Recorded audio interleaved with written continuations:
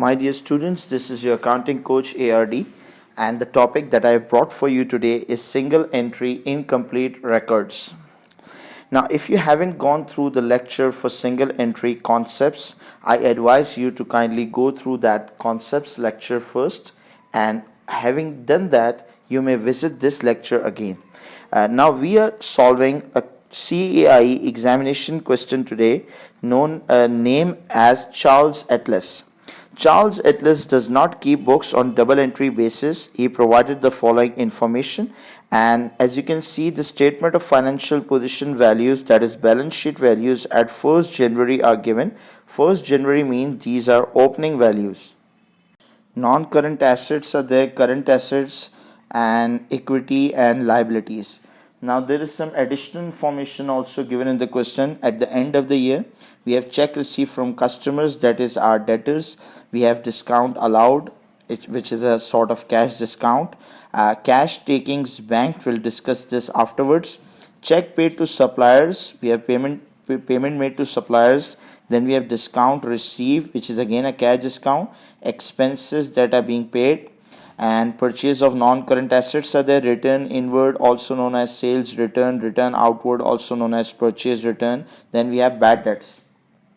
Now there is some information given at the end of the year as well. At the end of the year, we have non-current assets, trade receivable, debtors, trade payable, creditors, inventory, that is stocks, other receivables, cash and cash equivalent. Now the cash and bank both are collectively labeled as cash and cash equivalents.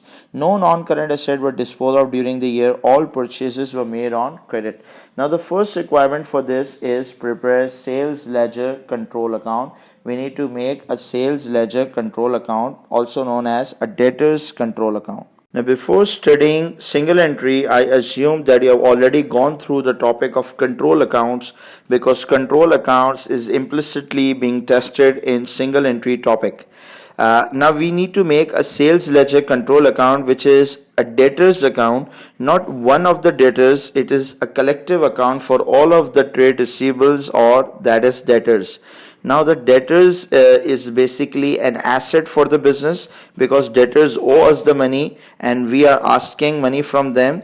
This means balance brought down will come on the debit side, because it is an asset. An asset always comes on the debit side. Now as you can see the question at I displayed in earlier part of my video, the trade receivables balance we need for 1st January. 1st January means opening balance. At the start of the year, there was trade receivables balance of 33,000. Then there is a credit sales. Basically in a single entry question, sales and purchases values are not given, and we are required to find out these values. And in order to calculate a sales figure, we are making a sales ledger control account. Then whenever we sell goods on credit, the entry that we would be making would be debtors account would be debited and sales account would be credited. Because this is a debtors account, I am debiting the debtors account with the reference of sales. Now this sales is a total sale for the year, or it is a credit sale for the year, so therefore I am writing the date for the end of the year. Now whenever our customers pay us the money, the entry would be bank would be debited and debtors account would be credited. Now if you can see from the additional information given in the question, I would suggest you to print a copy of the question in front of you, or on any other mobile phone or any other device. The link to the question is available in the PDF file. The link of that is available in video description. Now the customers has paid us money through check. Of course it is 166,660. Now whenever we are giving discount to our customers on early payment, and because of this discount, the debtors account will be reduced. The entry would be discount allowed would be debited and debtor account would be credited. Then when the customers return faulty goods to us, this would be return inward, also known as sale return previously. The entry would be return inwards debited and debtors account would be credited. Return inward is also given in additional information. Then there are bad debts. Whenever the customers are turning bad, and because they are turning their back on us and they are not paying us the money, the entry would be bad debt expense would be debited and debtor account would be credited. Then at the end of the year, we have balance CD. The balance CD is available in the last part of the question, the last paragraph, data at 31st December. So this is the balance CD. Now I would be totaling this account. As you can see, the greater side would be credit side, because in the debit side, one of the major value is missing, that of sales. If I add this credit side, this becomes 202492. Again, the greater side comes on the both of the sides, and the difference would be the sales or unknown figure that we need to find. Now this value that we would find out, it is basically a credit sale. Why this is a credit sale? Because only credit sale comes in a debtor account. If we sell on cash basis, the entry would be cash debit and sales account would be credit, because there would be no mention of debtor account when we sell goods on cash basis. Okay, so this is basically a credit sale, not a total sale. And if I add cash sale into this figure, I'll be getting a total sales. Now this balance carried down would become balance brought down in the next accounting period. Now after 31st December comes 1st January 2014, next year of course. So balance brought down would be 20832. So this was the sales for credit. Now this is basically the first part which was required in the question. Part 1 was how to calculate sales ledger control account. Now the requirement B is that we need to calculate, we need to make a purchase ledger control account. Purchase ledger control account, also known as creditors control account, is the total account for all our creditors, that is trade payables. So as you may be aware from your earlier studies that trade payables is a liability for the business, and the opening balance for liability will be coming on the credit side. So on the first paragraph of the question, you can see trade payables balance is given in a balance sheet that is given at the start of the year. So this is the opening balance. Now if I purchase goods on credit from our suppliers, the liability would increase. The entry would be purchase account would be debited and trade payables account would be credited. So I'll be writing 31st December once, not in every transaction, because all of the transactions are coming at the end of the year. Now this purchase figure is unknown, this is not given. Basically the examiner has asked us to prepare a purchase ledger control account, also abbreviated as PLCA. Why he does want to make a PLCA? Because he wants us to find out the value for purchases. Then if we are paying our suppliers during the year, the entry would be liability would be debited, that is decrease, and bank account would be credited. Liability debit and bank credit. In the additional information, it is mentioned that we are paid to our suppliers 155,690. Now if we are paying our suppliers earlier than promised, then we'll be expecting some cash discount, also known as discount received. And if we have received discount from our suppliers, the liability would be reduced. The entry would be PLCA debited and discount received would be credited. Now if we have returned some faulty goods to our supplier, the entry would be return outward, also known as purchase return. Return outward would be credited and liability account would be debited. Now whatever increases our liability come on credit side, and whatever decreases our liability come on debit side. Now if the opening balance is coming on the credit side because it is a liability, balance CD or closing balance would come on the opposite side, that is debit side. So balance CD is given in the question in the last paragraph, balances on 31st December. Now if I add up both of these values, the greater side would be debited. Why? Because the credit side, there is one important figure that is missing, that is of purchases. Now the total debit side would be written on the both of the sides, and the shorter side would be the missing value for purchases. Now this balance carried down becomes balance brought down in the next accounting period. After 31st December, there comes 1st January 2014. Balance BD is important because it carry 1 marks. Now this purchase is basically credit purchase.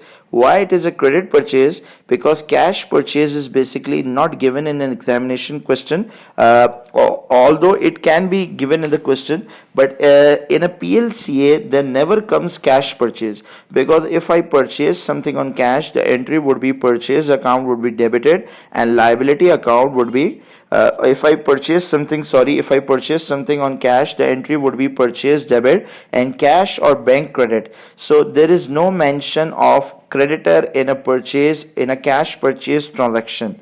Okay, so there only comes credit purchase. So this is the marks basically that was given by the examiner, 5 marks for this requirement.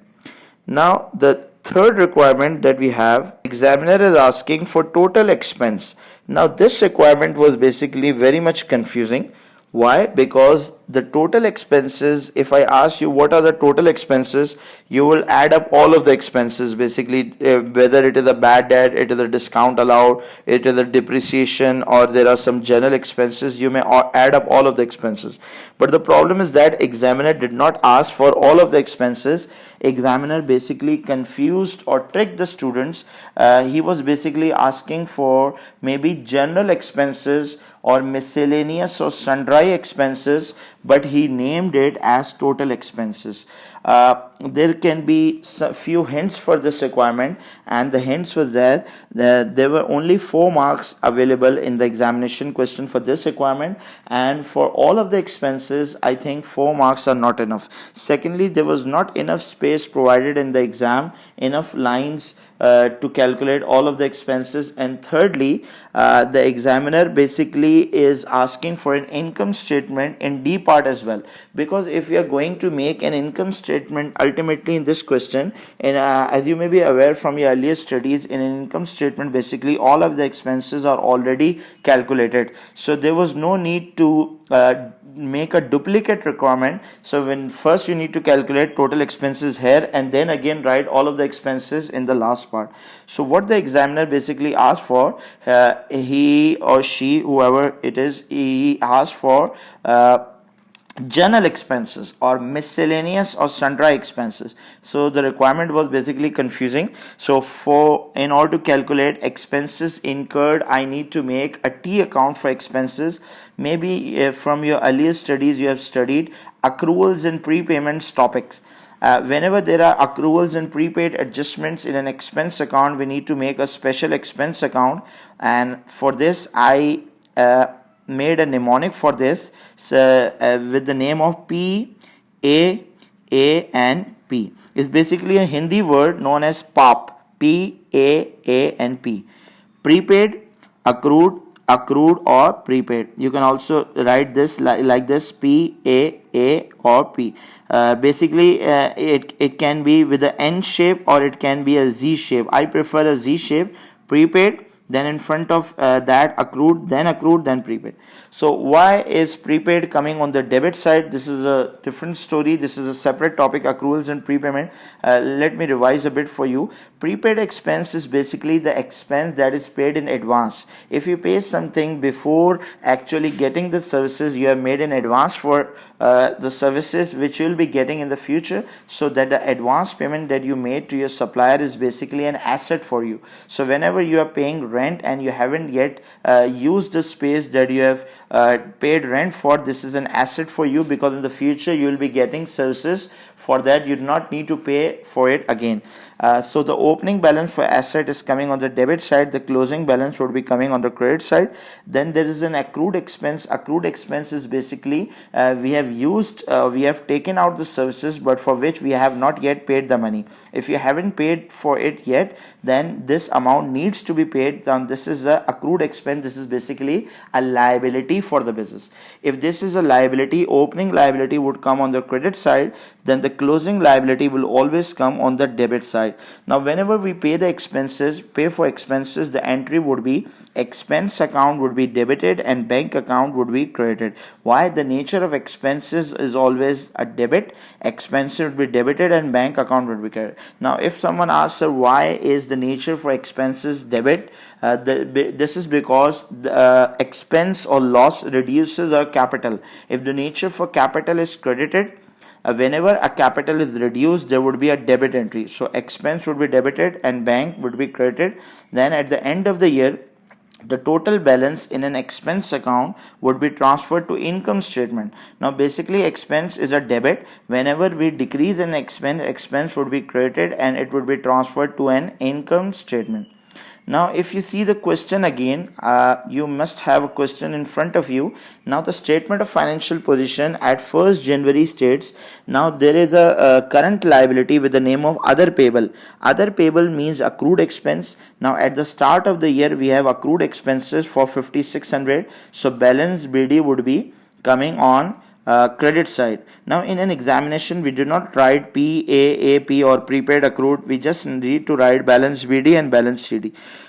Okay, now if you see at the end of the year, in the last paragraph of the question, the last page, 31st December, it is written other receivables mean in current assets, other receivables mean prepaid expense. Now this is the prepaid expense at the end of the year. At the start of the year it was an accrued expense, at the end of the year it is a prepaid expense. So prepaid expense would be coming on the credit side. Okay, this is 1st January and this is 31st December. Again we do not need to write balance, we do not need to write prepaid or accrued, we just need to write balance BD or balance CD. Now in the question, in the heading of additional information, as you may see, there is an item which is known as expenses paid. Now we paid the expenses for 26,100, so the entry would be expenses debit and the bank credited.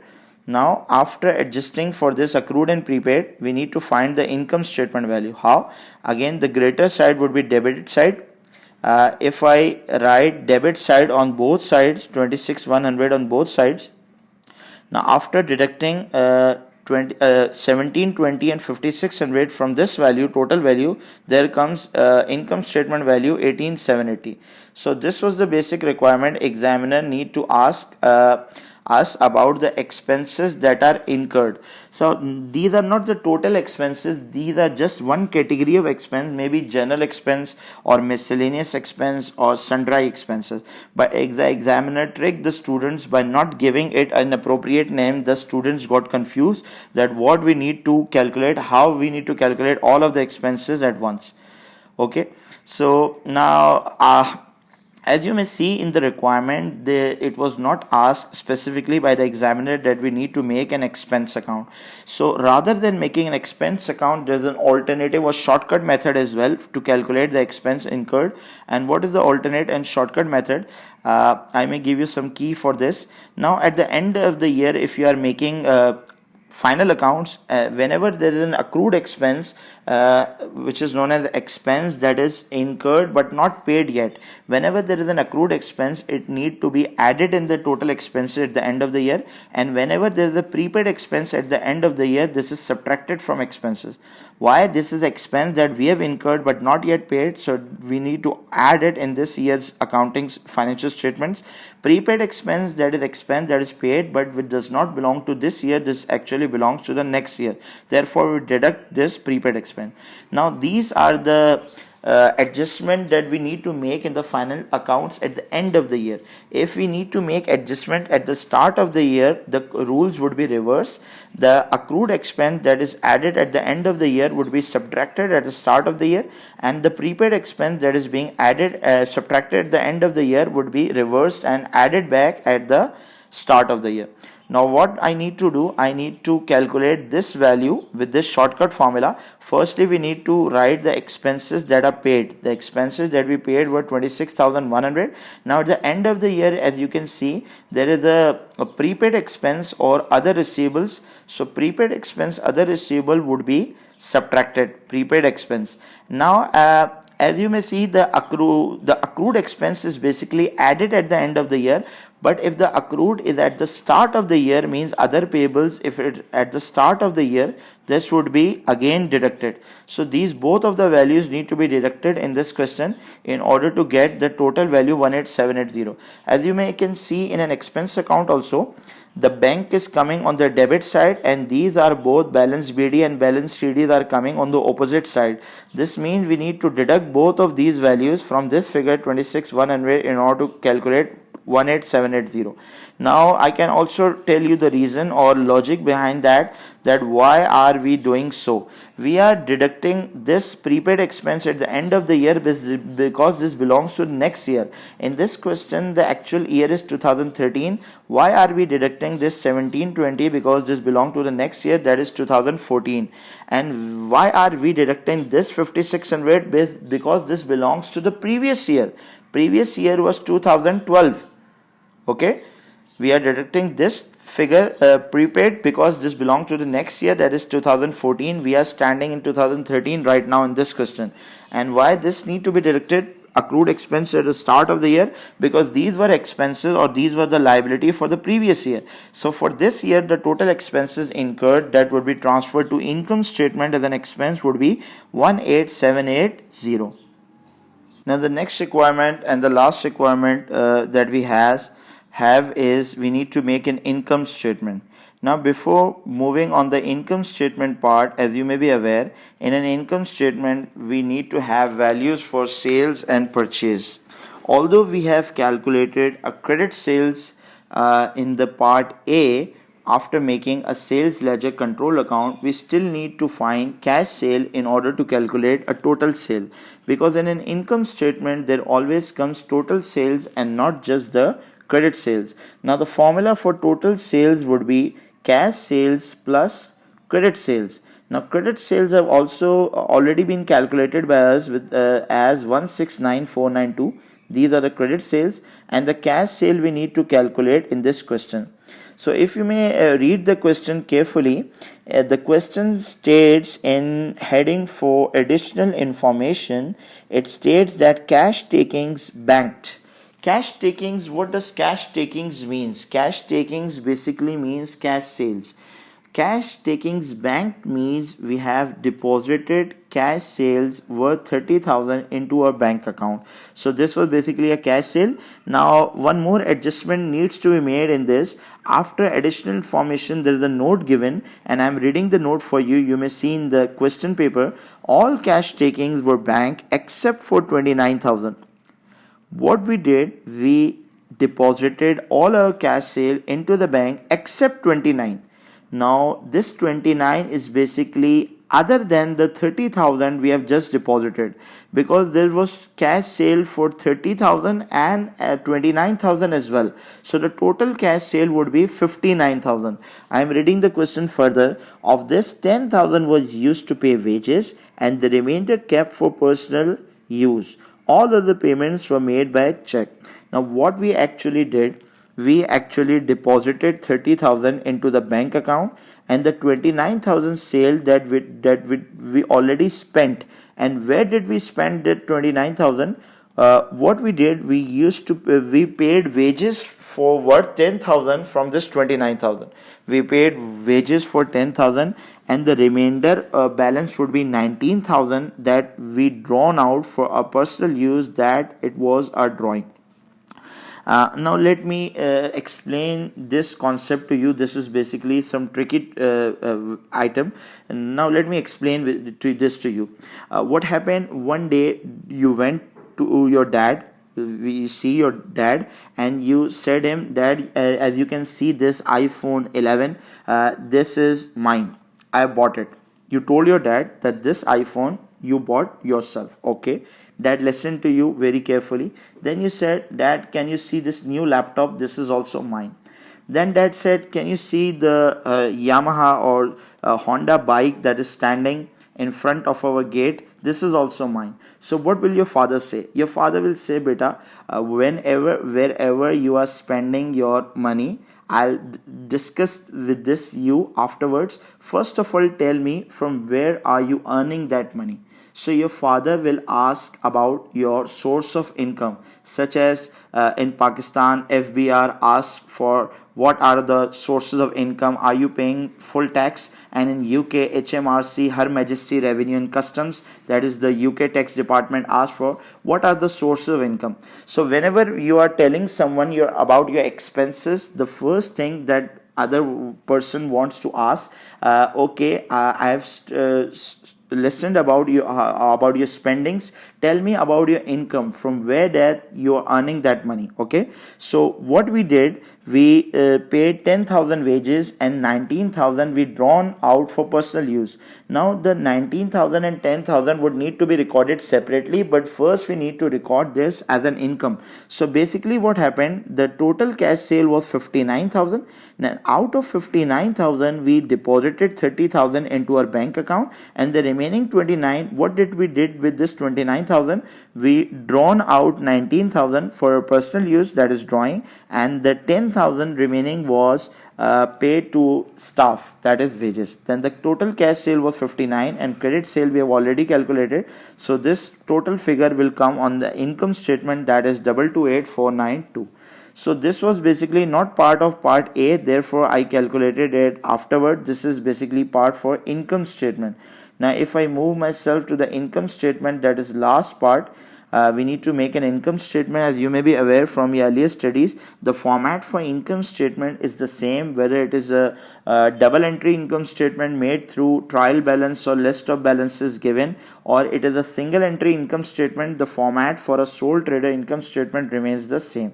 First of all, we start with sales, which is also known as revenue. Then we deduct return inward, also known as sale return. Then we have a cost of sale value. Cost of sale is calculated as opening inventory. Then we add purchases. Then there is a carriage inward, also we add that. If it's not there, we do not need to write it. Then we have return outward, that is purchase return. Then the closing inventory is deducted because these goods have not yet been sold. Then we have a cost of sales. If I deduct net sales from cost of sale, I will be getting gross profit. Now these are the values. Sales we have already calculated. Again, this is the total sale value, not just the credit sale.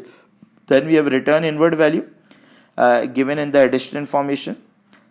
This figure is known as net sales, but examiner does not labels it, therefore I am not labeling it as well.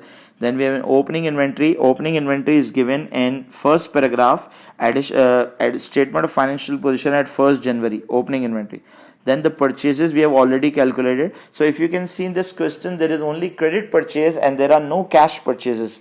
If there would have been any cash purchases, the formula would be total purchase is equal to cash purchase plus credit purchase. Credit purchase we have already found out through PLCA, purchase ledger control account, that is creditors account. And the cash purchase, if there would have been, it would be given in the question. Then there is a return outward. Then there is a closing inventory in the last part, balances at 31st December.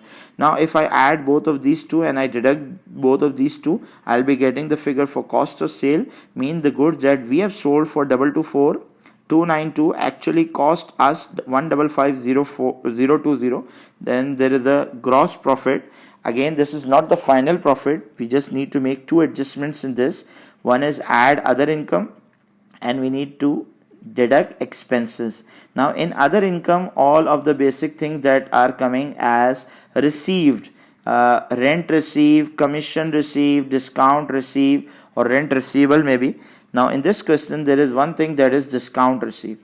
So this was the gross figure, gross profit value. I carried forward it from the previous slide because the page was ended. Then I add other income in this gross profit. Now this is a no name figure. We do not have any name for this value. This is basically, it is not a gross profit, neither it is a net profit. This is a intermediary profit. Then I will be deducting all of the expenses. As you may be aware, discount allowed is an expense, just like discount received is an income for the business. Now these are the expenses that we calculated in part C with the help of a T account, abbreviated as PAP account, PAAP, or you can just add or subtract the values. Then we have a bad debt. Bad debt, also known as irrecoverable debt, always treated as an expense, whether the bad debt was to be written off or it was written off. Then the wages, it is given in the notes that out of the cash sale we have paid 10,000 wages. This is an expense. Now the depreciation. Now, whenever a single entry or any other question has a non-current asset and the examiner does not ask you specifically explicitly that what is the depreciation method or the rate, or because any of the information that is required for calculating depreciation is not given, then we need to calculate depreciation using a revaluation method. And the formula for revaluation method is, first of all, there is an opening value. So opening value for non-current asset is given at the start of the question. On 1st January we have non-current assets worth 60,000. Then if I have purchased any non-current asset in this year, I need to add up in this value. Now if you can see in the additional information, there is one figure given, that is purchase of non-current asset. Whenever we are buying non-current asset, we are adding up, and whenever we are selling some non-current asset during the year, that is disposal, we need to deduct that amount. Now the amount that need to be deducted in the event of disposal is not the amount that we have actually received, the proceeds that we have actually received from disposal. Instead, it is the value of the asset that was just disposed of. I repeat, if I deduct the disposal amount, the disposal amount would be the value of the asset that we just disposed and not the actual amount that we have received through disposal. Then at the end of the year, there is a closing value. If you can see in the last paragraph, 31st December closing non-current asset value is given as 74. Now the logic behind is that at the start of the year we have assets worth 60,000, we bought new asset for 20,000. This makes us the total for 80,000. Now the assets should have been for 80, now they are actually valuing for only 74. Now there is a 6,000 difference. The value that is missing is basically depreciation. Now this depreciation can also be calculated by making a T account. This T account is for net book value for asset. Whenever we are using revaluation method, we can calculate this directly. The formula would be opening plus addition minus disposal minus closing, or we can make a T account alternatively. So balance BD would come on the debit side because it is an asset. The balance CD would come on the credit side. Whenever we are buying an asset, the asset account increases, and whenever we are selling the asset account decreases, and because of the depreciation, the asset account decreases as well. So opening value was 60, we bought new assets worth 20. We haven't sold any asset in this question basically, and at the end of the year the assets that were remaining were 74,000. Now if I add both of these values, the bigger side is debit side and the short side is the income statement. Alright, we just calculated all of the expenses. If I add all of these expenses and if I deduct this from this value, no-name value, I may get profit for the year figure, also known as net profit. So I hope students you got benefited from this video, and if you did, kindly do subscribe my channel if you haven't done so. Thank you. That was all from my side.